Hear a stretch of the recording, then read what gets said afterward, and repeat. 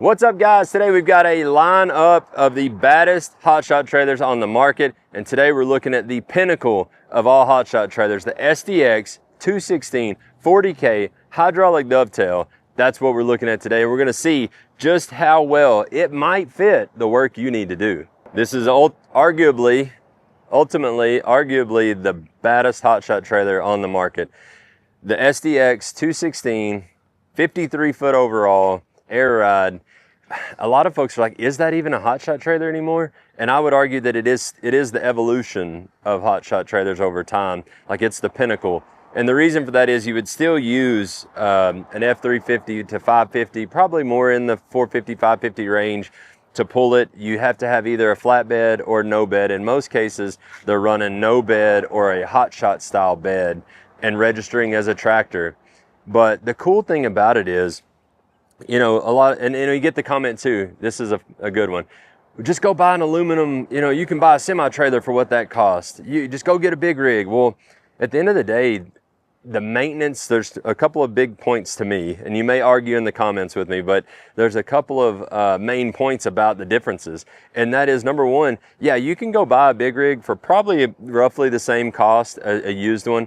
But the reality is the maintenance of that big rig is expensive. I mean, it's extremely expensive when it comes time to do, yes, you're going to run many more miles than you can in a 1 ton or a 450 in a hydraulic dovetail or a SDX like this, just on the truck side of things before oil changes and stuff. On the big rig, you can run more mileage, but man, when it comes time for overhaul, it is ridiculously expensive. Shop rates typically more expensive. Like, everything is more expensive when you talk about running semis than running a rig like this. And again, we can argue, tell me I'm wrong, that's cool. I'm good for, I'm down for the controversy. So nonetheless, this is an evolution. What we've got is the same frame. It's the same frame from right here to the back as the F-Max 216. So very similar to the 212, but the F-Max 216 is a 18-inch beam. So it's a taller beam, heavier bottom flange. It is a very robust frame because it can rate at either 30,000 standard or, like this one, rated at 40,000, which you've got a lot of your late model pickups, their tow ratings are getting up to 37 and 40,000 pounds. So it pairs very nicely with this setup. They're rated to pull it. And so again, the same concept in terms of engineered beam frame, being able to put the metal where it counts the most, but this is where you actually get the most weight savings. We've seen numbers and compared that this SDX style trailer can be 2,000 to 3,000 pounds lighter than a competitor's SDX, which not many folks build it. This is special build or specific built for this HotShot application in the longer ones. We just actually released these in a shorter version last year for more general farm and construction, but nonetheless, it was designed in mind in the beginning for this HotShot crowd, and it keeps the weight down significantly. You're talking about, in most cases, what other manufacturers would use on a structural frame would be like a 22 or 26 pound per foot frame, whereas this 18-inch beam is still only 17.7 pounds per foot average. So that means it is significantly lighter per foot than anybody that will even build a step deck like this or the F-Max 216. This trailer is significantly lighter, keeping the weight down, payload high.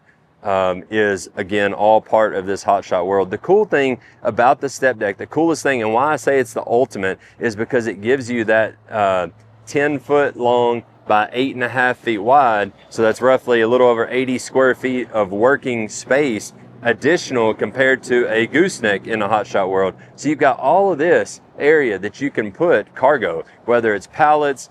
You can actually, it's got slide-in ramps. You see these 8.5-foot ramps, they slide out of the back of the neck. You can put a truck up there and be able to haul 3 vehicles. I mean, the versatility of the step deck when you need to be, again, ultimate versatility as a HotShotter, the step deck delivers that over and above what a gooseneck can do. Yes, you can put a deck on the neck on top of your gooseneck, and be able to put some stuff up there, but it's not the same thing, because you're talking about it's 40 inches from the top of the gooseneck to the floor versus this is 22 inches, really giving you a sleek, very accessible extra deck. You've got the 4-inch ratchet rail all the way down the side of it as well. And then again, from their back, it's the same trailer as the F-Maxes. You've got this one, I said, has the dunnage drag. You've got your added slide track all the way down. This trailer, we'll look at the weight here in a few minutes and kind of give you that rough comparison of what one Lockett would weigh. On the SDXs, it's still about the same. It's probably more like 70-30 in terms of the hydraulic dovetail versus the max ramps. But what I would say, like 95% or 90% of them have, compared to the F-Max stuff, is the air ride suspension. So because if a guy or a gal is already headed this way, going that step deck route, looking for the ultimate, they want the ultimate ride as well. And that's what happens when you get the Cush air ride suspension. So we can go look at the control box on the other side, but you've got these big galvanized arms. Standard, the Cush has the lift axle, so if you're running lightly loaded or with no load, you can actually lift this front axle off the ground, run a little more efficiently, and you don't have the tolls, because a lot of toll booths, you run through those and it depends on how many axles on the ground. So if you got it lifted, it saves you some money in tolls as well. Got the galvanized arms, so you don't have the corrosion on those. But again, the cool thing about it, when you go air ride, you can actually get that suspension spread out there that really helps distribute the weight on the deck and not so much on the tow vehicle. Let's walk around to the other side. This shows you the hydraulic dovetail in the down position. So really sleek load angle. You've got a 12-foot long dovetail. It's about 12.5 degree load angle. Your load angle on your max ramps is more in the 14.5 degree, 15 degree load angle. So this makes it really nice for loading low profile vehicles and equipment. I've even seen folks take these and buy a set of race ramps and put under the edge and extend this, go out from 12 to 16, 12 to 18 feet and be able to load Corvettes and things. So you can actually get creative with it and get an even better load angle. So looking in this control box, it's got a lot of stuff going on. You would have, if this was a max ramp trailer, you would have a smaller control box that would have just the air ride components in it and not the hydraulic pump. But this one houses all of, again, that's why I call it control box, because it houses everything to operate the trailer in it. Right here, you've got your HydroPro brake pump. So we talked about the electric over hydraulic disc brakes. This pump is what drives those brakes. It gives you electric signal from the truck back to that activates this pump. And this is one of the best brake pumps you can buy. HydroPro is. There's a few brands out there, but HydroPro, the great thing about them is that they are extremely innovative and always listening to customer feedback to make their brake pumps even better.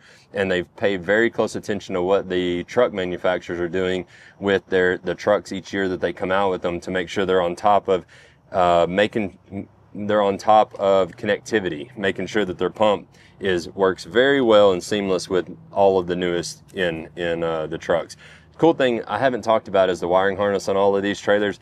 We rolled a new harness last year. Got all these automotive grade plug and play connectors, which is really cool because it allows us to plug this pump in and from a service aspect, be able to unplug it. And if you ever needed to change the pump, or say there was an issue with one, your service center, your dealer can pop that out. Much more serviceable. That's throughout the whole harness, as we have those types of connections. So in this one, because it's hydraulic dovetail, hydraulic jacks, you've got 4-button corded remote, KTI pump. You've got this tough wireless that comes with it, which is really awesome. It works 200 plus feet away, which you don't need to be that far away, but you never want to even question range, on this wireless control. So both of those work in tandem. Air rides, we run dual batteries, group 27 batteries, so you've got plenty of depth for going down the road. You've got that insurance that your batteries aren't going to get low. So moving to the air ride components, which is where there's so much functionality and it's really cool. This is a remote tank drain, so that you can actually let the fluid or let the condensation that builds up, you can hear that sound. it lets that out of the tank that is your air tank between the frame for the air ride. That's a really cool feature. The other thing this comes with is a air chuck that has a valve stem on the end of it. So you put it into this air chuck hole, whatever that's called, female part, and you can actually air up the system should your batteries ever go dead, or should the system be down for whatever reason. You can actually manually air it up. The other thing you can use this for is you can actually plug in a 1/4-inch air line to it and be able to run small air tools off of it, or air up a tire, which is really cool. So it can get you out of a bind. It comes with a water separator, so as anyone, if you've been around air compressors and whatnot, as the air runs through the system and the compressor runs, it creates condensation. So as that moves through the lines, this water separator actually catches it and automatically disposes of it, which is a really neat thing. These are all improvements that were made based off of customer feedback a few years ago when we were working with Cush to design this kit. You've got your tank pressure here, which is around 120 psi is where it cuts off at, and so that's what you have to work with. If you're running your air tools, you got about 120 psi. Load gauge, which is really cool, gives you a reference. If you look at this sticker here, you find out once your system's all aired up, you find out where base is, so it's called base 20. Then you go down to this list, base 20 for tandem means I got 10/8 on the axles. So if you're going to pick up something as a hot shotter and you want to know generally what you're putting on the axles, after they load you, your gauge is going to go up. You find your new spot for a tandem. Say my gauge goes up to 35. That means that I've got 18.4 on the axles, so 18.4 minus 10.8, you get 18.4 minus 10.8, I've put 7,500 or whatever, 7,600 pounds on the deck. So that's really cool. You got a dump feature, so if you want the ultimate in load angle, you put your hydraulic dovetail down, you pull the dump, it'll actually lower the trailer all the way out. It dumps all the air out of the bags. That's really cool. You got a digital voltage gauge. Oh my goodness, all the features. And the last thing is you have that lift axle I talked about, where you can actually pull that once it's all aired up and lift that front axle off the ground. Then you have a battery tester as well. Right now this one's sitting, dang, all the way full. That solar panel's doing its job. So tons of functionality with the air ride. There is a lot there. Some guys just prefer to stay with that spring axle ride versus the air for simplicity. But man, if you've ever pulled an air ride trailer, like pulling this one, you wouldn't believe the difference in the spring axle versus the air ride in terms of just how smooth it is. And there's also some more specific jobs, specific loads that you can't get running spring that you have to have air ride. Like there's some military stuff that they designate or dictate that you have to have air ride to be able to haul that load. So air ride can get you some of those specialty jobs that tend to pay a little better. So what we're looking at on this one, I wanted to point out the weight. So we had went from 7,400 to 9,000 on the F-Max 212, and this one is going to come in with everything you've seen at 11,890. So another couple of thousand, was almost 3,000 pounds heavier. 3,000? 9 to 10, 10 to 11, yeah, almost 3,000 pounds heavier than that F-Max, which you see it's got a lot going on. Air ride is about 1,000 pounds in itself. The upper deck is a good bit of weight. It's got those ramps that slide in, and it is a 53 overall, so 43-foot bottom deck. So the bottom deck's 3 feet longer than the F-Max. So this is about like the pinnacle. Like you can't really put more on a SDX than this one. One way you could get the weight down considerably would be 500 pounds or so. If you'd have put Alumatrax on this one, it would have put us down in that 11,390 range. But again, you can control a lot of that by, if you go on our website and go to the build your own, you can put the options on it that make the most sense for you. There are a handful of dealers across the country that stock these SDXs in kind of the most common configurations, but you can build it the way that best fits you. Like if you were to take this SDX and take the air ride off, it would put you down into the, you know, the 10.8 range or so. And then if you went no hydraulic dove and went straight deck, that's going to put you down in the 10.3 range. And so it starts getting considerably lighter. What I would point out as well, like this dealership has actually taken a trade-in on a competitor's SDX, a competitor's step deck for this kind of market. And that thing weighs 14,000 pounds. So it's, again, gosh, 2,000, a little over 2,000 pounds heavier than this one. And so it is still, for what it is, light and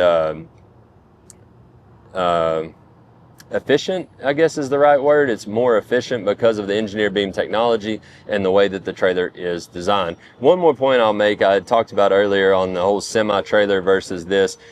To get a hydraulic dovetail in an aluminum step deck for a semi-trailer is dang near impossible. You're talking about Landau type stuff, which gets considerably more expensive.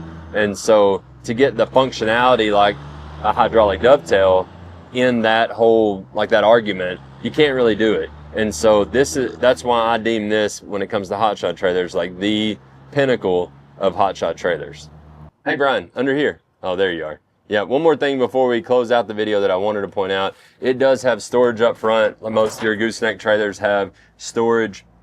It's got storage up here, which is really cool. The other thing is it's got a built-in winch mount here with a fair lead cover. So that's a very popular option for this trailer as well. We mount the winch right here, or if you buy it after the fact, you can mount the winch yourself, pop the fair lead cover off, bolt your fair lead on the other side, and you're good to go.